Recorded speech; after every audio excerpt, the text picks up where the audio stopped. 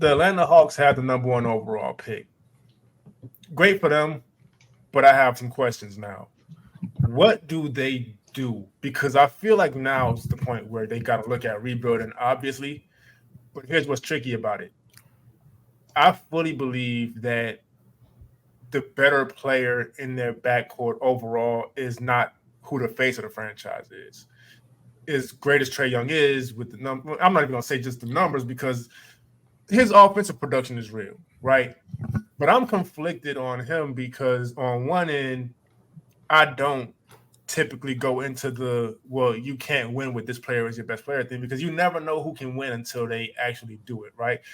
But on the other hand, I'm a strong believer of you're not going to get very far if your best player isn't a plus defender because now you have somebody who you need on the court for extended periods of time and when it matters the most, and they can get picked on, not just in the sense of mismatch hunting because that's kind of gotten overblown with the way the game gets looked at, but just being used as a chess piece in general. Maybe you throw him somewhere on the opposite side, you run this action over here and let him get lost over there, whatever the case is. I say all that to say the Hawks have a lot of stuff to figure out. They have the number 1 overall pick, and they have these questions about Trae Young looming. I think DeJounte Murray may be a better player as far as who you want to build a team around. But I'm going to go to y'all because y'all have been looking into the draft. I haven't gotten a chance to yet, and I'm kind of just babbling. So what do y'all have on the Hawks and what they should do now that this number 1 pick is secured? I think every option should be on the table. This is one of those drafts where we get one of these drafts every once in a while where there's no clear-cut favorite draft pick. So like they can go a number of ways. They could choose to trade one of them, trade both of them, and just restart and build around Jalen Johnson. We've heard interest. The Spurs are interested in taking one of their guards, and the Spurs got the number 4 pick, I believe, and 8. So they have ammo to make trades. So you can put some stuff on the table. Hawks have kind of fizzled out after that Eastern Conference run, Eastern Conference Finals run in 2021, but. Yeah, man, they have way too many weaknesses. It's really, like you said, it's really hard to build a team around Trae, just because of everything else has to be compatible with him in mind. But if there's anybody in the league that I would want to pick to pair with Trae, number 1 option would be Wemby. Just everything that he can do on the defensive end with size, and that's a great start. And then Trae, his passing ability, his scoring.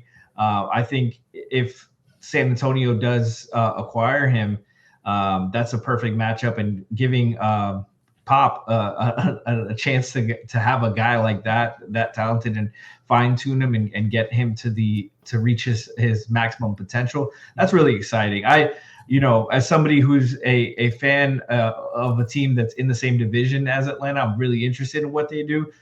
But they have a lot of options, and I think everything should be on the table. No, yeah, absolutely. Obviously the biggest domino that has to fall is whether they trade Trae Young or not. Like it starts there realistically because,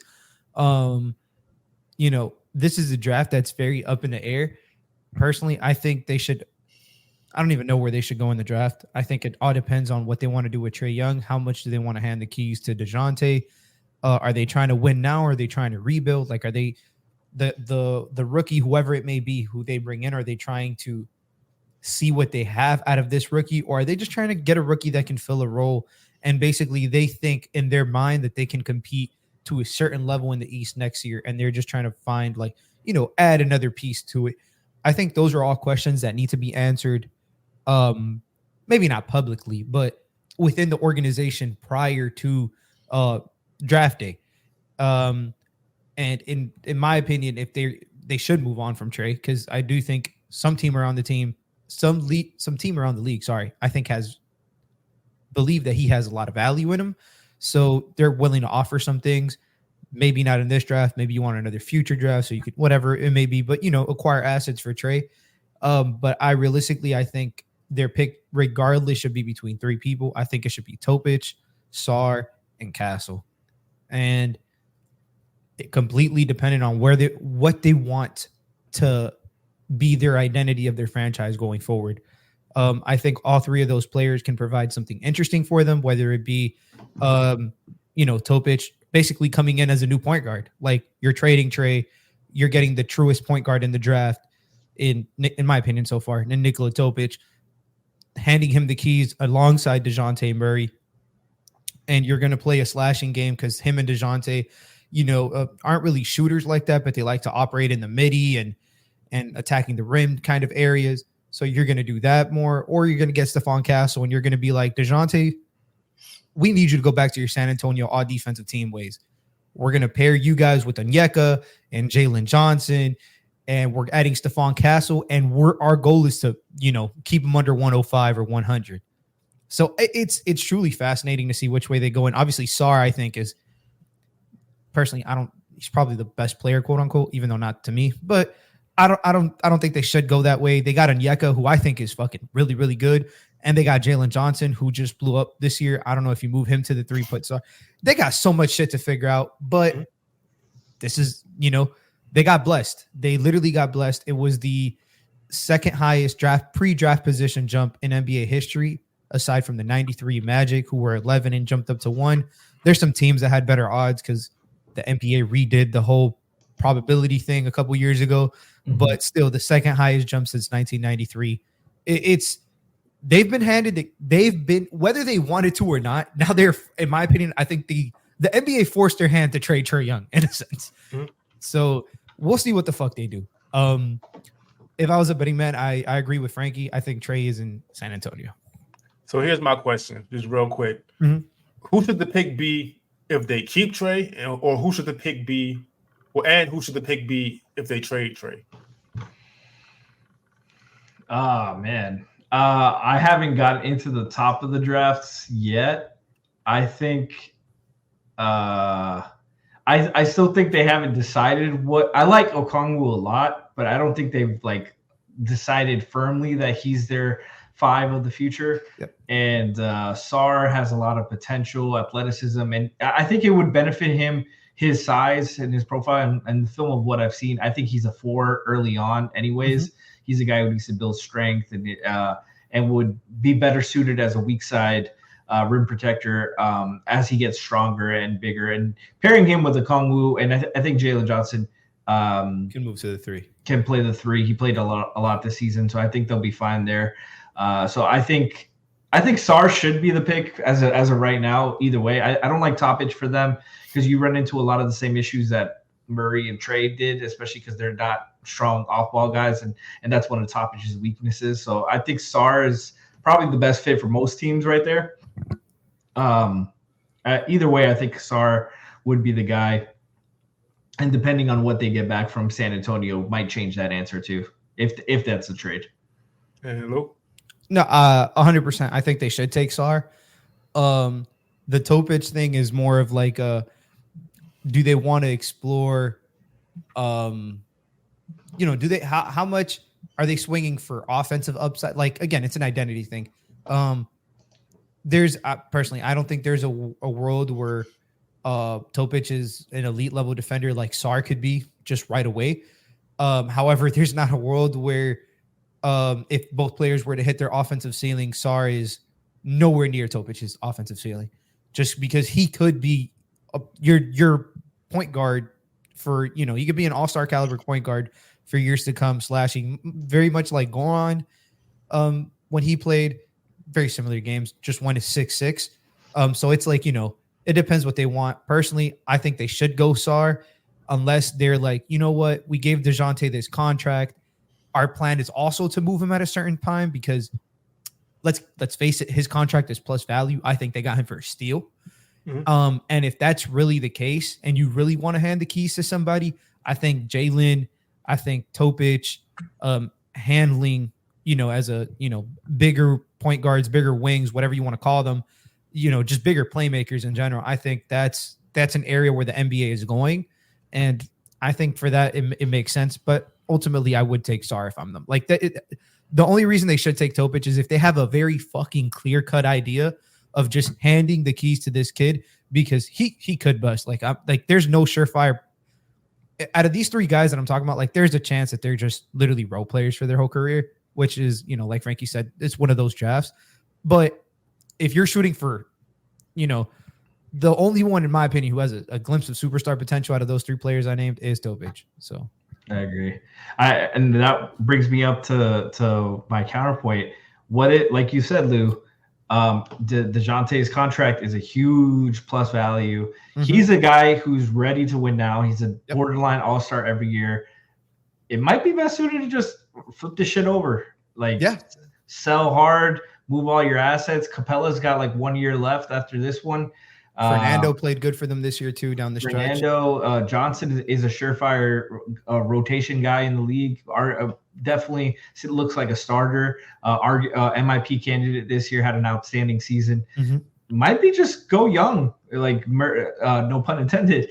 But they have options to just blow this shit up. I know this isn't a strong draft, but like if you look at if you can get the 4th pick from San Antonio in a trade for one of them, and then move the other guy for some future assets and future young guys, you could really restock and rebuild this thing. And we know they've kind of plateaued with this build as is. I would be way more interested in that, in just doing that. If I was a fan of them, and if I would just rather blow this shit up, sell high on both of them.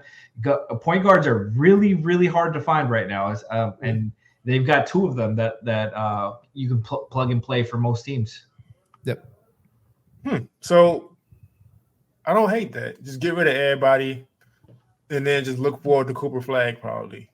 Yeah. Yeah. Exactly. If that's the case, if they do this is a hypothetical. If they do end up with 1 and 4 for some reason, I think you take Sar 1, and then 4 you take like Dillingham, and you're like, we got essentially. In no way am I comparing Alex Sarr to fucking Victor Wembanyama or fucking Dillingham to Trae Young, because they're not even remotely close. No. But we have like the super great value versions of that. We have a defensive specimen at 7-1, and then we have just a barn burner offensively in Dillingham. And Dillingham arguably has like the most offensive upside in the draft. Yeah. So if they do that and they end up with 1 and 4, like. And obviously this isn't a last year draft, but Kobe Buffkin was one of my fucking guys last year personally. Give him some fucking run too. With Dylan, like, man, they need to make their mind up. What Frankie said, I'm for. If I'm a fan of them, like, just blow the whole shit up. Like, do what OKC. Do what OKC did. Do what the Wizards did practically last year when they were like, yep, Bradley Beal's gone, and I mean, honestly, nobody else was worth anything on their team. So, but yeah, just do that. Like, Daniel Gafford's gone. Like, we don't care anymore.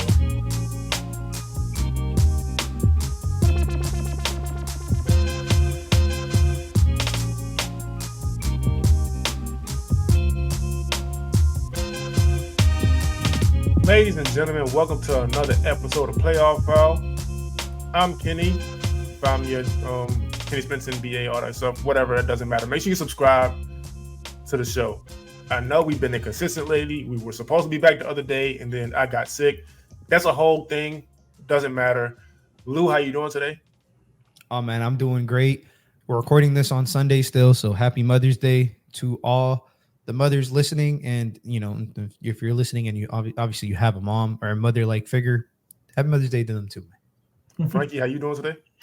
I'm doing well. Panthers up 3-1 in the series against the Bruins. Rudy Gobert is a fraud. No, I'm just kidding.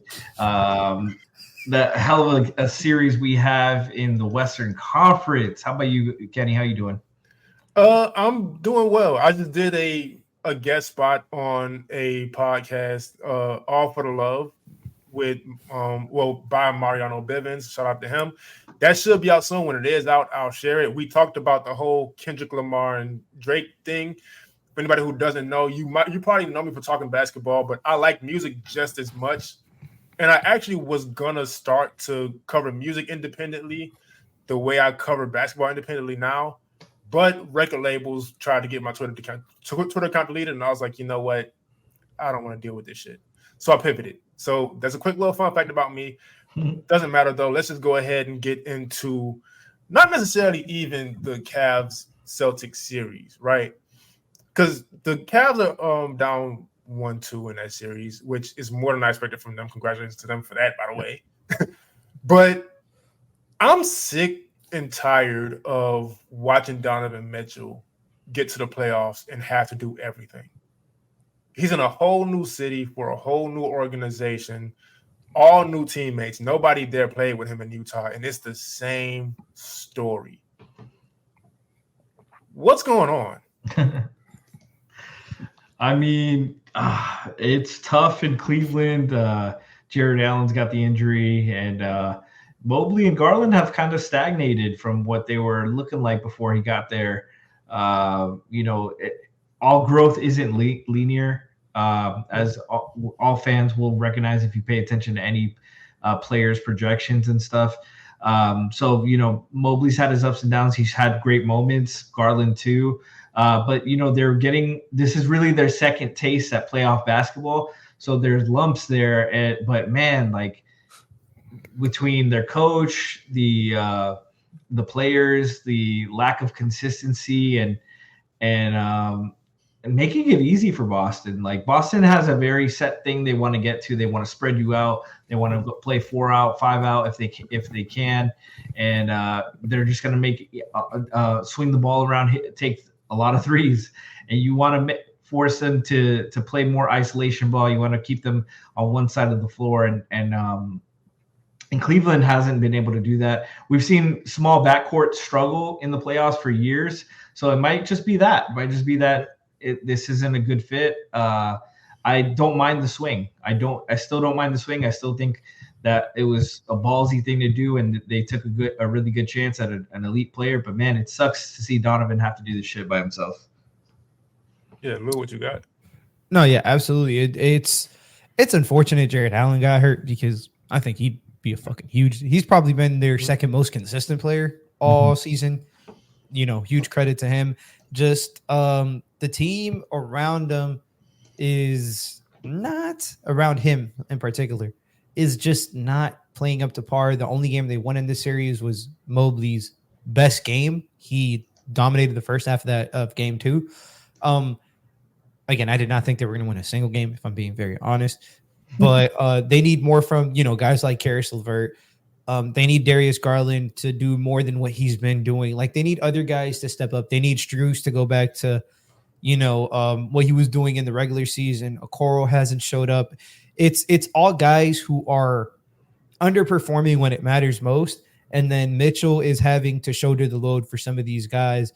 And it's unfortunate because in this ring culture, a lot of shit is going to be said if Donovan Mitchell doesn't win. And it's basically, it's never been his fault, man. Yeah. Like offensively, at least.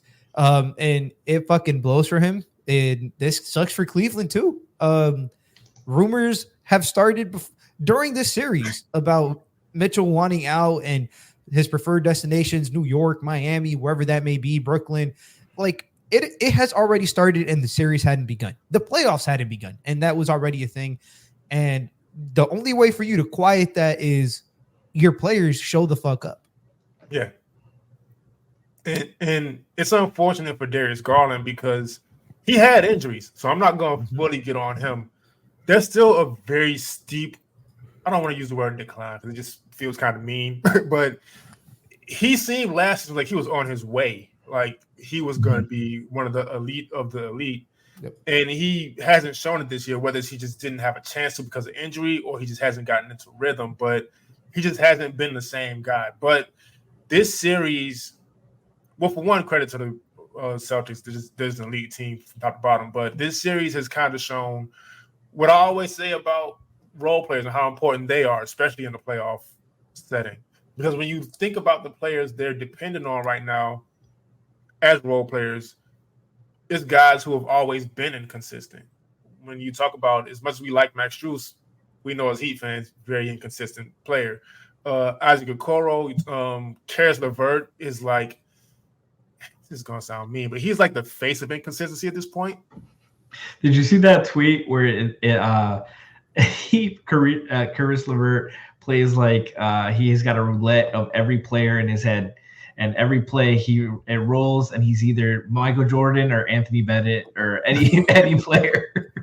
No, but that's true though. Like you just never know what to expect from him, and it's like you can't really have that when you have this superstar on your team. There's these rumors swirling about whether he wants to leave or not. He has a year under contract after this, and it's just like now is the time to. I wouldn't say win a championship because I don't think that's realistic for them, but it's time for everybody to kind of step up and kind of show what they can do.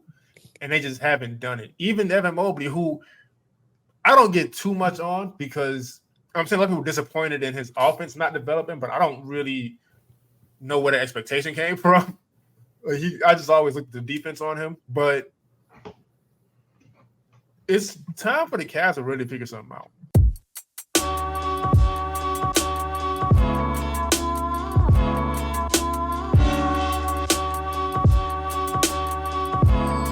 Knicks and Pacers. Now, this series is interesting. That's one of those series where nobody's lost, nobody's won a home game yet. Now, we saw the Andrew Nembhard shot. That was incredible. The Pacers just beat the Knicks to death today.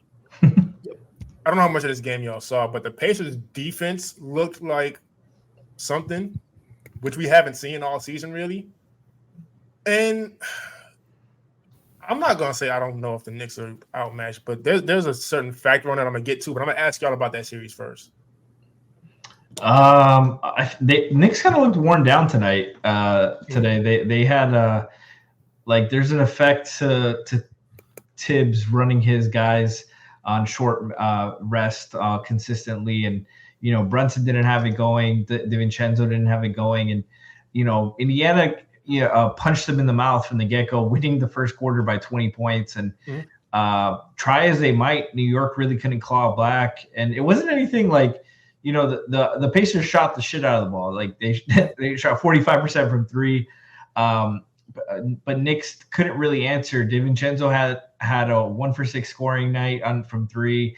Brunson couldn't hit a three. And that's all from their start lineup. Precious didn't give him any threes. Hartenstein, and like you're struggling mightily off that. OG obviously missing makes a huge difference for them. But Haliburton, for the limited minutes they played, Haliburton showed out, and the Pacers' depth just outlasted them. They did a great job crowding Brunson, and a lot of the really tough shots for Brunson didn't fall tonight. But the Knicks just really looked shorthanded. They couldn't get stops.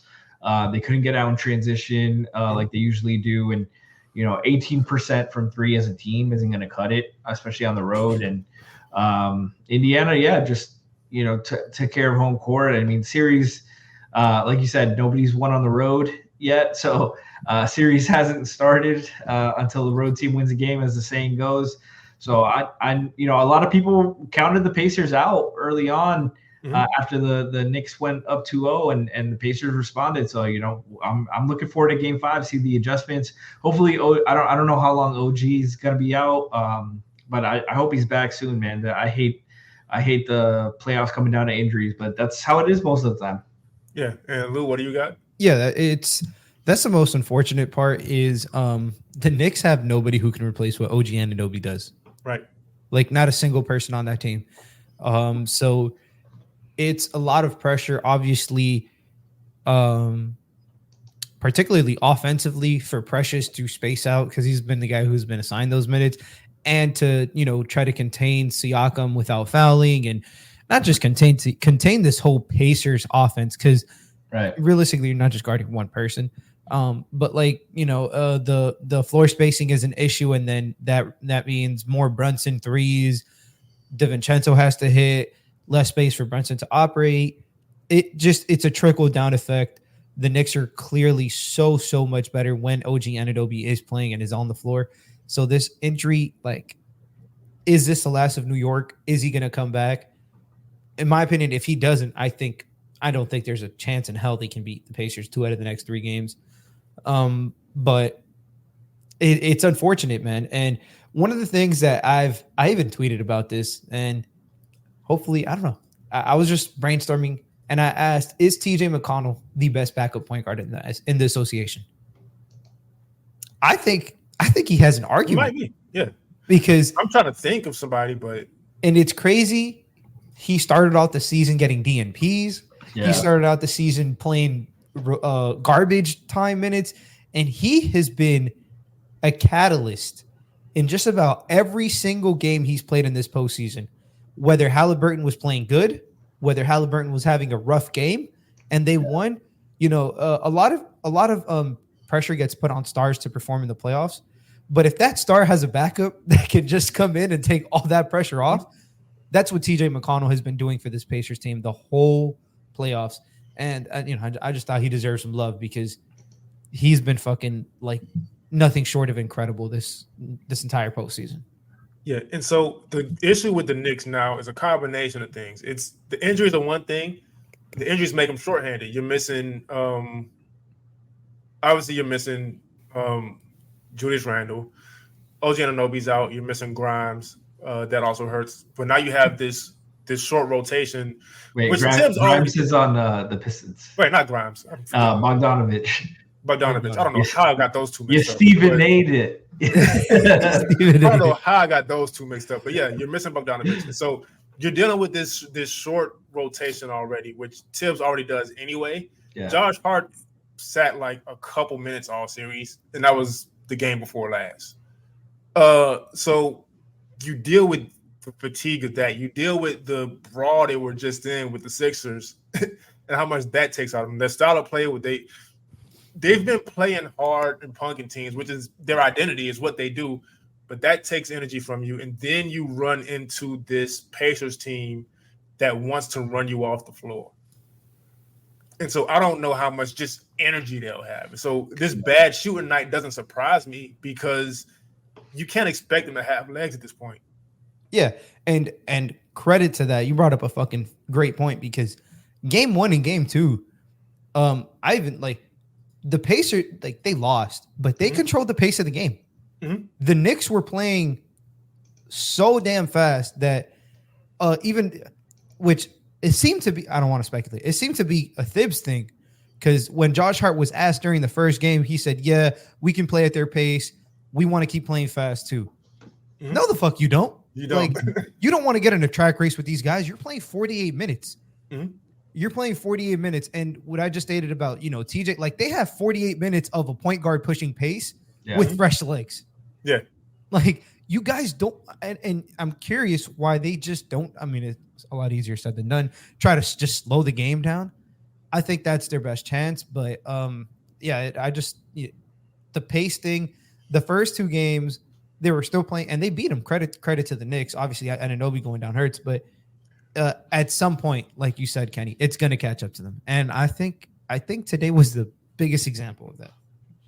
Yeah, because if you want to play at their pace, that's just a culture mistake in general. Because not only are you going to lose that battle because that's what the Pacers do.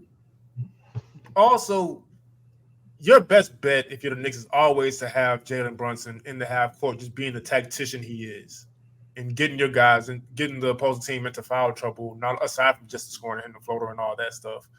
And so if you're going to just play fast and play this other team's game, not only the fatigue aspect of it, but it's just not what you do. Mm-hmm. And so now you're trying to adjust to this style in the middle of a playoff series. Right. Yeah, it's tough to, like, you can do it for games, but like to try to match their pace the whole series is really leading into the advantage of their depth for the Pacers and their style. Like they're comfortable. Like a lot of people talk about the Knicks being comfortable to play this big of minute workload because they've been doing it all season, but they haven't been doing it consistently at this pace. And this is and multiple rounds of the playoffs is different. The playoffs gets you more tired. You have to have a different set of energy and intensity and preparedness for this. It's like guys talk about this all the time. There's how much more tired you are after a playoff game than in the regular season. It doesn't compare. And to try to maintain this playoffs while you're missing multiple guys in your rotation who you could count on for 30 plus minutes, especially at the forward spot. Like they've lost 3 power forwards. Yeah. Like it's really hard. Like Josh Hart has done a very formidable job making up for a lot of those guys' losses, but those guys bring different things to the table that Josh just can't replicate. And no disrespect to him, but it's not his fault. He's doing his best, but they don't have anybody else who can fit that talent gap that they're missing there. And Siakam took advantage of that aplenty. 7 of 9 from the field, just going at their guys, taking advantage. One of the best finishers in the NBA. In the paint, and their guards are pushing the pace, and McConnell, Nembhard, Haliburton, and all these guys are pushing the pace and attacking early, using the hit aheads and getting the guys in early offense, and that's where they're taking advantage of the Knicks' lack of size as well. Mm-hmm. And I just feel like if the Pacers get one in New York, it's over. Yeah. If they get one in New York, it's over. Unfortunately, I just think OG Anunoby's that important, right? And he was the move for a reason. And if he's out, and your defense takes that kind of hit, they still have a lot of great defenders. Shout out to DiVincenzo and McBride and all of them, but I don't know if they're going to have enough, man, without OG. It's tough. I think. I like the Pacers in this series right now because of the OG injury. But, the Knicks have been an extremely tough home team. So they still have home court. And until the Pacers take one in New York, it's not going to be easy.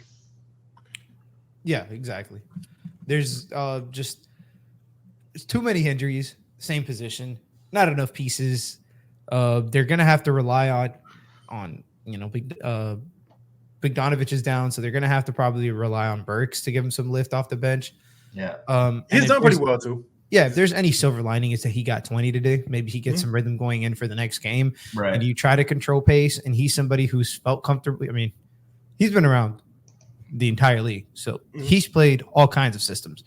He's comfortable doing whatever it takes. That's probably the silver lining. They're gonna need somebody off the bench or a Precious. He's obviously starting, but he still counts as an off the bench guy because he wouldn't be if it wasn't for this predicament, to provide some lift for them and just win them a half, a quarter, some spurts so Brunson can get a rest and Josh Hart can get some kind, even if they're on the floor, just some kind of load off of their shoulders. Yeah, Josh Hart ain't getting the rest though. I'd say no. He rested 24 minutes today, and it was because they was getting blown out. So that's 24 minutes too much.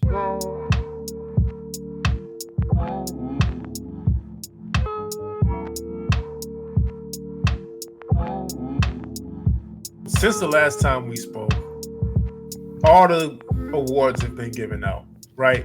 We're not going to go too in-depth on every award, but just real quick. So most improved player was Tyrese Maxey.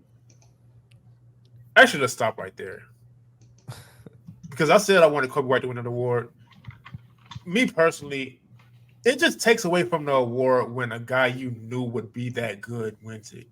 Yep. I don't know. Maybe it's just me, and I remember the award like when Jalen Rose won it. He had been bouncing around the league trying to figure stuff out, and then 2000 he breaks out and he wins it. Or Jimmy Butler, just this role player, hardly playing a defender, and then he breaks out in Chicago and he wins it. Maybe that's just me wanting the story of it, and maybe that's me being selfish. I don't know, but it just takes away from the award for me. Like, credit to Tyrese Maxey, incredible season. I did say he's a star now, if not. I'm not gonna say superstar yet, but he's definitely a star now, solidified, no questions asked. But you could kind of predict that happening as soon as the Sixers traded James Harden. So credit to him for filling in for that. So I'm conflicted on it because I'm not too mad because Tyrese Maxey did step up and do what he had to do, but I don't think there will be many people betting against him. Whereas Kobe White, for example, it was just a whole different story last year. He was considered a bust. Yeah. Yeah. and he comes out and he plays like a star. He didn't get star attention because the Bulls weren't really winning like that. But I don't know. Like, what do y'all think on that? I thought it was Kobe because, like you said, the improvement. Like Maxey was already like an borderline all-star player. Like he made his first all-star game yet. That was really great for him. But like he went from 20 points per game to 26 a game, and he's got 5 more shots a game from last year. Like that's it was an increase in role. It's like his 3-point percentage went down, his 2-point percentage went down. Like everything that bumped up was you can attribute to more usage, more minutes. But not to discredit him, like to maintain, like that's kind of efficiency and showcase like that consistency is a leap, is important leap, and some guys never get there. But he's like the spirit of the award. Like I feel like Kobe White embodies the most improved player a lot more than Tyrese Maxey. No disrespect to Maxey, I love Maxey, but I just felt like the jump from Kobe White, where like you said, people were calling him a bust. Like I thought he might get shipped out of Chicago. And they might have been done with him. A lot of people thought the same thing. But Kobe White went from 9.7 points per game to 19. And you could say the shots and stuff too, but he upped his efficiency. He upped or maintained his efficiency all over. And going from that, like the guy who wasn't a starter, he started 2 games last year, and he started 78 this year. Yep. Like he maintained the consistency, maintained the attention span of the defense, and the responsibility of the offense, and on a not good Bulls team like that. Right. That Bulls team had a lot of injuries, and he struggled, and they struggled because of that. But Kobe White was the bright spot, and I thought most improved player should have been his. Yeah, especially considering the 65 game like rule. Yeah, rule that has been obviously implemented. You got it. I think with that rule, it's a no doubter. It's Kobe for the reasons you stated. Like he was practically licking on his way to just being a perennial like 8th man in a rotation. Maybe out of the league, who knows? But it wasn't like the glass was definitely not half fucking full anymore for him. Like it was 3/4 of the way empty, and he filled the whole glass up this year. The way he performed, the way that he stepped up when Levine got down, when Lonzo was obviously ruled out for the whole season, providing not just the scoring, but the playmaking on better efficiency, all these little things that just made him that much better. And, if it wasn't for the 65 game rule, we talked about him a little bit earlier. Jalen Johnson should have gotten some fucking love because he literally he barely played his first 2 seasons, and then this year bursted onto the scene with 34 minutes a game practically, and just every single stat better. Am I upset Maxey won it? Low key, yes. Like, I'll be honest. I don't think we knew who Maxey was. The difference was James Harden was next to him. Like, we've seen this. Like, this is what it is. Yeah, of course, when a guy gets he's on the floor for the same amount of time, but he gets all this usage. Their point guard leaves. Their center, his MVP center, was out for half the year. Yes, he's going to look good. Yes, his numbers are going to look good. But don't tell me that, because Philly finished in the playoffs and shit. Like, that shouldn't matter for an MIP, particularly because when Maxey was by himself, that team was a sub 500 team. So, like, the record shouldn't influence anything. I think more things should be taken into context. And we're saying this like, Embiid was out, Harden left. How is that different from Kobe White? Obviously, Levine being out, Lonzo being out. It's pretty simple. We saw what Maxey was with those 2 guys there. He was still a borderline all-star. With those 2 guys there in Chicago, Kobe White was getting no minutes. Like he was getting 9-10 minutes a game, 12 minutes a game if he got hot, 15-16. Like, no shade to Kobe White. I fucking love him, but that's the most improved player. He literally went from that to a surefire second option on the team. So. Now, defensive player of the year, that was a bit of a controversial one. here's my thing, right? And I'm gonna be unbiased about it. Obviously, Miami Heat fan. It is what it is. So it was gonna be between Rudy Gobert, Victor Wembanyama, and Bam Adebayo, right? Mm-hmm. Victor Wembanyama, he did incredible things, right? As far as protecting the paint, phenomenal defender.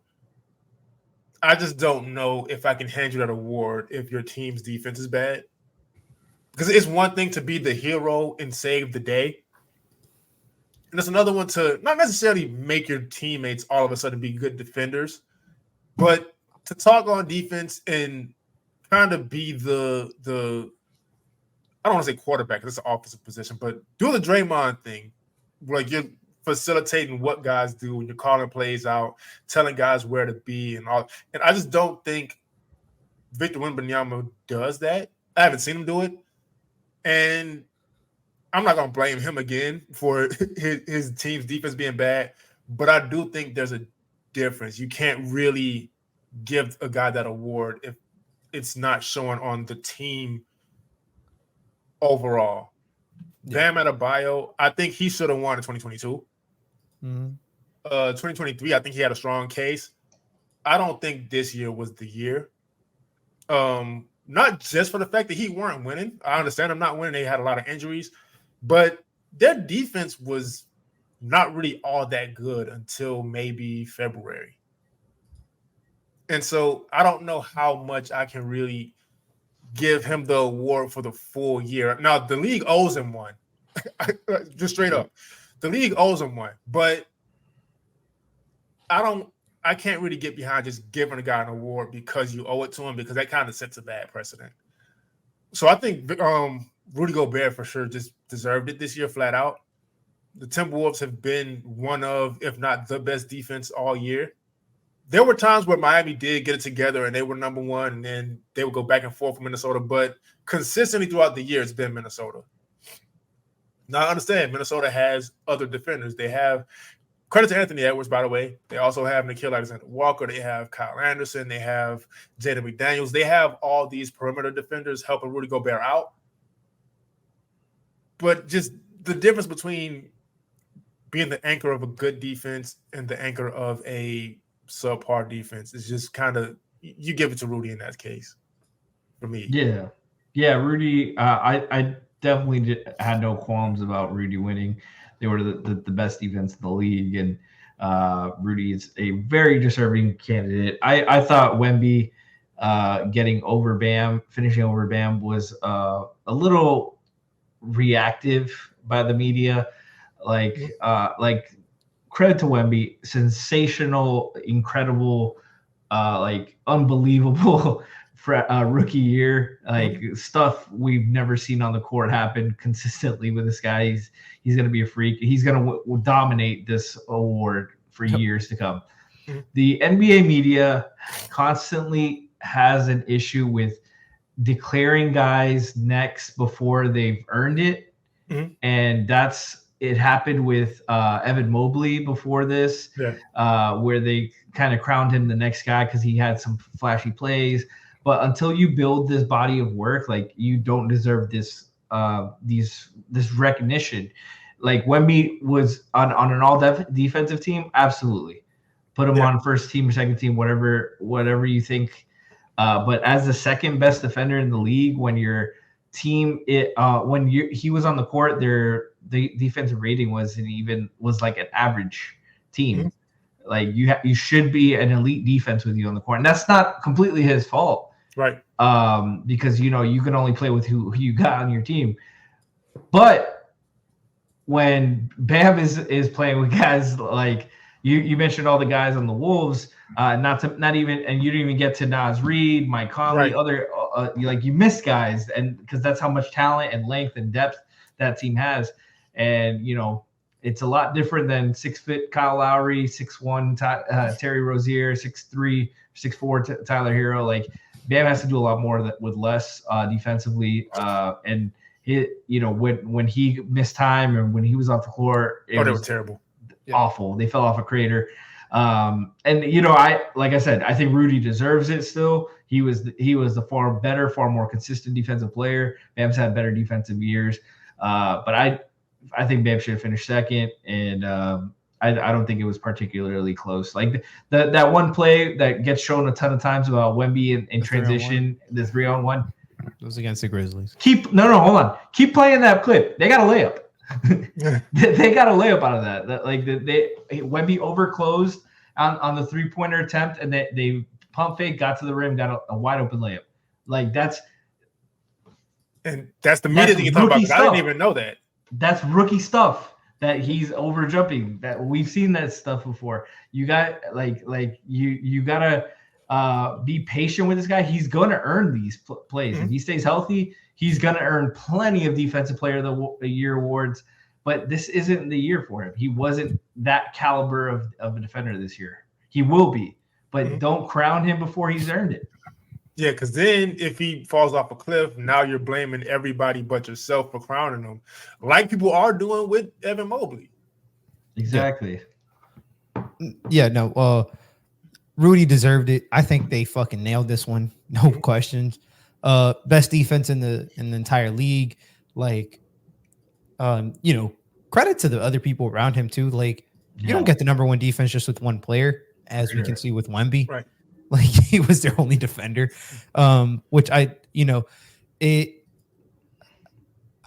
entirely respect and I agree with where you guys are coming from. I totally respect it. I don't entirely agree with it because I think Wemby was that special defensively. The team just did not fucking help him. With that being said, it irks me a little bit because Bam should have won that bitch in 2022. If we're being honest, he was the best defender by far in the league. Got no love, no credit. They gave that was a smart year. Yeah, that was ridiculous. Anyways, then Jaren got it. Marcus Smart is an incredible defender. That's not but that year should have been Bam. Bam was literally on a different. They held the games played against Bam, and then the next year Jaren Jackson played less minutes and less games and got the award. It just, that's a whole different topic. But in terms of this year, like, I don't think this is probably Bam's worst defensive year since he's become a starter. Mm-hmm. I think that's pretty fair to say. I don't think he had the same level of impact on the game that he did the prior seasons. And that's not to say he was bad defensive. He was still great. But... Yeah, he was great. He was elite defensively. It was just, he was a different tier. Also, the offensive load, Jimmy missing so many games, Tyler, a lot of reasons Bam was not himself defensively, the scheme switch. But Gobert did his thing, label of consistency the whole season. Yeah. Wemby will win 5 of these bitches by the time he retires, minimum. Like, he's that special of a defender. For sure. The Spurs without him were a 121.4 defensive rating, which is 2 entire points worse than the worst in the league. And with him, they were the 10th best defense on the floor. So, like, yeah, they're still not elite, but they're in the top third. I get the praise for Wemby. I do think it's a little early, but I also don't think anybody defensively had their fingerprints as much on games as he did.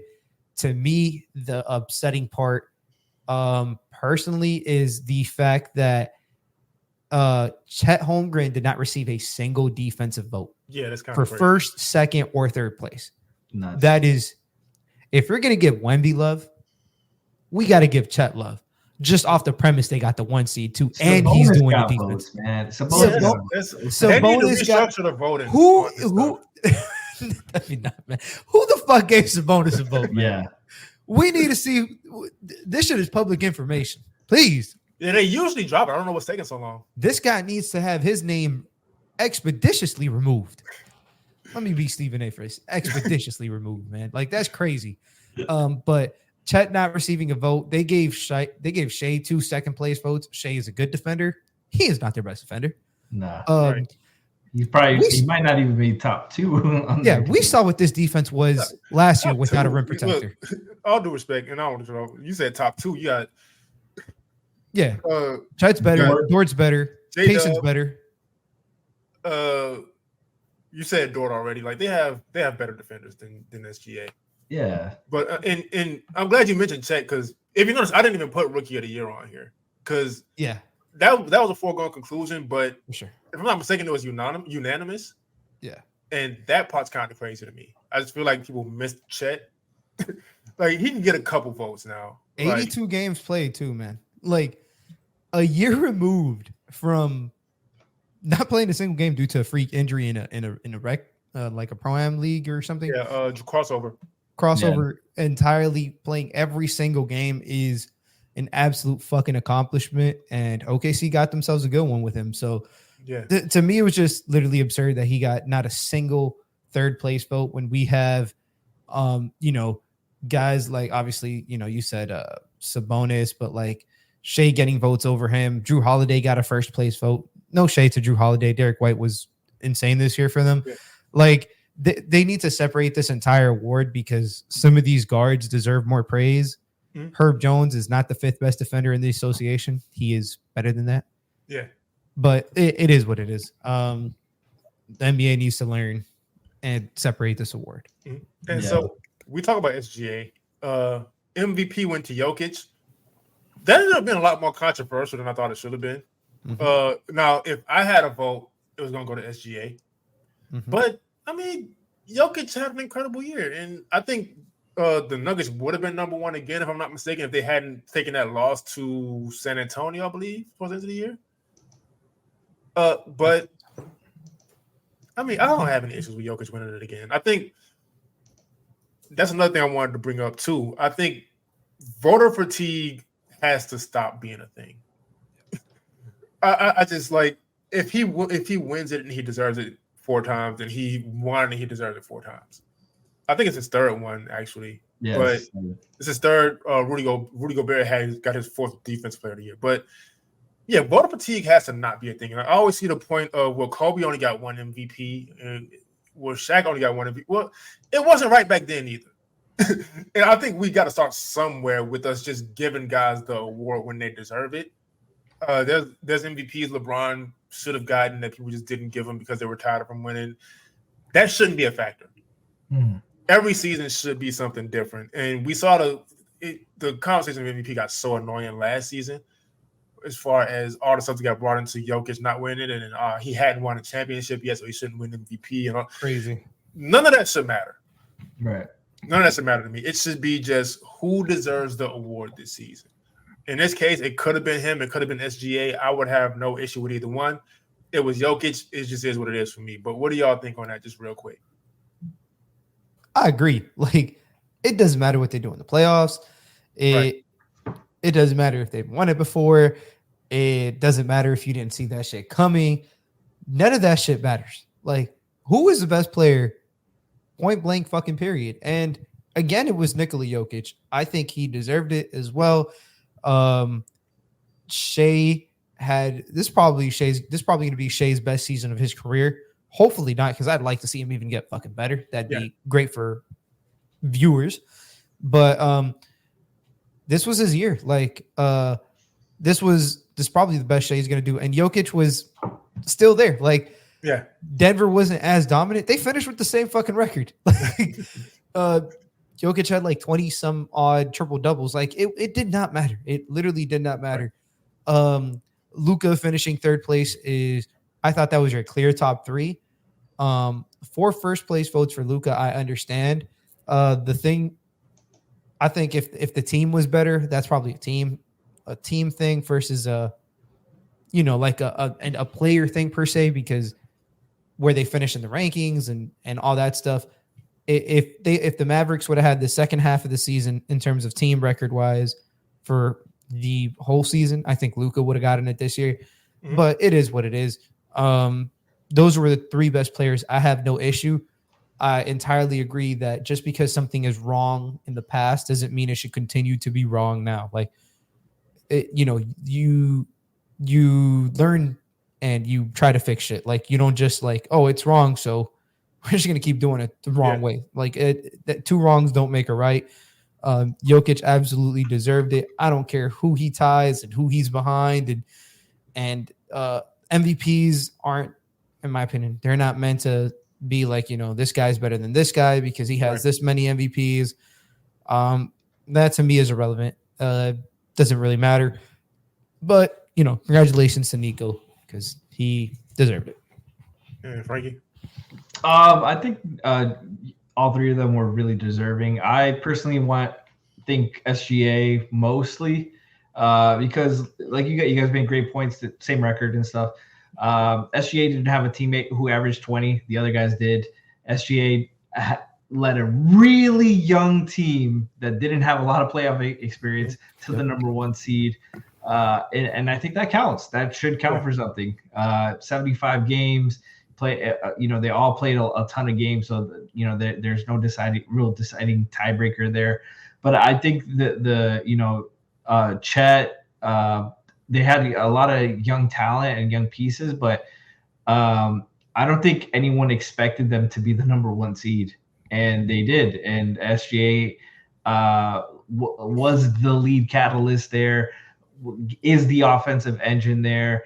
The only reason their drive and kick game works is because SGA is on the team and commands so much pressure. One of the leading paint scorers in the league as a guard. It's him and big men inside. I just think SGA overall, and then defensively, like he's the more complete player of the 3. So that's why I leaned SGA in that regards. But I think Jokic absolutely deserves it. Like an offensive talent like we've never seen in this league. Passing, scoring, inside, outside, doesn't matter. Like the guy's insanely good. But I just personally think SGA. I just leaned SGA a little bit more. And so, real quick, so Jokic kind of brushed the award off, and that kind of bothered people. Which I have to say this because people get mad at Jimmy Butler when he doesn't care about awards either. Players don't think the same as fans do, and I think the quicker we all realize this, the happier we'll be as consumers of basketball.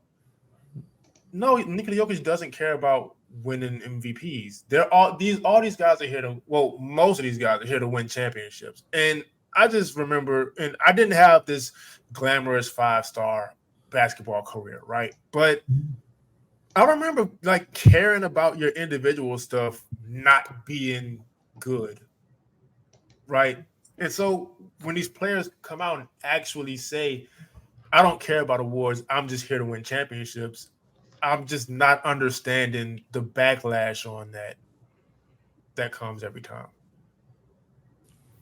I just don't get it. Everyone is different. Everybody views things differently.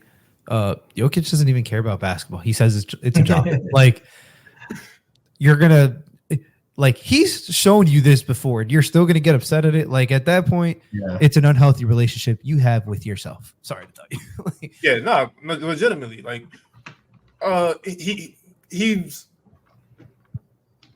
well, nobody who's that good at the game. Like, I know you're joking, but he cares about basketball. It's just like there's an expectation for every player to have this Kobe thing, which Kobe kind of expressed growth out of after he retired. To where like basketball is everything in my life, and I have to be consumed by basketball. And it's just like. Jokic wants to be the best player in the game, win championships. You can tell by his style of play that he doesn't care about individual stuff and how unselfish he is. Like basketball is his job. He's good at it. He loves it, but he has other interests. And I think every time he expresses another interest, or every time Jimmy Butler shows up in a Fall Out Boy video or whatever, Jimmy Butler does a lot of side quests. People would just get so upset at. And even like the guys who make music, whether it's Dame Lillard or whoever, like he needs to be in the gym instead of like these guys go to the gym. Like they're not like they don't have regular jobs like us to where all of their day is taken up. These guys, if they wake up at 8 a.m, they can work out twice and be done with their day by 11 a.m. Like we just have to have a better understanding of this before we get mad at these guys for doing stuff outside of, like I saw the thing during the Miami Heat versus Celtics series where the Heat players went out to a lounge. It was a and they won the next game, by the way. It was a hookah sushi lounge. Like, come on. And it was like everybody's mad at them. Like, you need to be focused. And it's like there are 24 hours in a day. And I don't think people realize how much downtime athletes have. And how like you're not going to work out 10, 12 hours a day. You're just not going to do that. So I just think we have to do a better job. Well, not we, like us on this panel, we understand it, but these athletes don't have to be so consumed by their jobs that just nothing else matters. And in this case, with Jokic's case, he is, when he's there, he's just focused on winning the championship. Like I said, Jimmy Butler's just focused on trying to win a championship. And I don't think Jimmy Butler's failure to win a championship up to this point should be a factor in it either. He's 34 years old. He's on his way out. He wants a championship before he goes. And so I just, again, man, like I just don't understand it. Maybe it's a generational thing. Maybe it's I don't know. But there's just this narrative that these players need to value these things. And it all comes from the stuff we're talking about with the awards and the voter fatigue, this quote-unquote legacy stuff. Just caring so much about a player's legacy, and now you get behind this guy, and he says he doesn't care about winning MVPs. That kind of hurts your argument. So I guess so now but it's like, fuck that argument. Like, they're focused on trying to win, man. Yeah. Like, for me, it's just that simple. But yeah, Michael Jordan ruined basketball. I like what you're saying. Thanks for tuning in to another episode of Playoff. Wait, we forgot six man. Not really. Naz Reid won. He deserved that. No, if you got something, you go ahead. Oh no, because Malik Monk. Like, I don't think this was the closest race. It was like neck and him and Malik Monk separated by 10 points. Only two first place votes separated them. I think Naz is a very worthy candidate. I just wanted to shout out him and Malik. Yeah. Great. This was one of the more competitive six man of the years. I didn't know who was going to win it, honestly. But shout out to both of them. Naz, 13.5 points, 5.2 rebounds, 1.3 assists. Phenomenal season. He's big catalyst for making the Wolves work. Just give him 48 minutes of two big lineups, and it's so difficult to guard. 41% from three, a career high from him, just really expanding his range, and a career high 5 attempts as well. But credit to Malik for improving his playmaking, being a huge conductor for these bench units for Sacramento this season. Fortunately, got injured at the end of the season and couldn't finish the year. But 15.4, 2.9, and a career high 5.1 assists. Like, great year from Malik. Really interested in his free agency and seeing where he goes. But I just wanted to briefly get your guys' opinions on it too. And I know Naz is fun too, but I thought Malik had a great case as well. Yeah, and Malik getting injured probably was the end of the Kings series also. So I am glad you brought him up for sure. Yep. I just personally would have voted for Naz Reid. That's fine. It's completely fair. Yeah. Yeah. Two fucking great years by both of those guys. I think, if I'm being honest, I think Malik should have won it. And just because we saw what the Kings team looked like as soon as he went out, at times he was their point guard. Like, even with De'Aaron on the floor, like, he was the guy playmaking, getting everyone involved. Naz was never being asked to be like the main option. He always had other people around him. But he still had he was firing that bitch from downtown like he hasn't in his career at that volume and that efficiency. A great season by him, and just a guy that I think deserved a lot more love than he didn't receive, to be honest. Bogdanovich was fucking stupid off the bench this year for the Hawks. The team was actually they were on pace to be like a 46 or 45 win team when he was on the floor, which is crazy because they finished with 45 losses. But he was just that important to them. They were that much better when he was on the floor. He averaged 17, 3 and 3 this year on 43, 38, 92 splits from the line, played 79 games. Was a big reason that they even made the play-in. And, I thought he deserved a little bit of love as well in this award. I think he finished 5th, but this was by far his best season. Bobby One of his Portis best also seasons. had a great year. Yep. A lot of great candidates. I think it was a clear-cut top two, but the rest, there was a lot of guys around the league that were definitely deserving of their votes and their love and recognition. Thanks for tuning in to another episode of Playoff File. I'm Kenny Spence. You can follow me, Kenny Spence NBA. Don't care if you do, though. Just make sure you subscribe to the show. Lou, where could they find you? It's going to be as Saucy Takes on Twitter. Follow me specifically on Twitter on Playback too. Now that's apparently a thing. If you want to just chill a couple days, watch some NBA draft prospects, have a good time, slide through, man. And Frankie? Frankie G _ on Twitter. I will be joining Lou most of the time on Playback, reviewing these prospects, seeing who we like. We just watched Devin Carter of Providence and Jared McCain of Duke the other day. We're going to see if we can make time for to watch on the 13th on Monday night. All right, and if you like the music throughout, that's my brother Devin. You can go to his Instagram, Black Glow Music, and you can download his EPs wherever you get music. And we'll see y'all next time.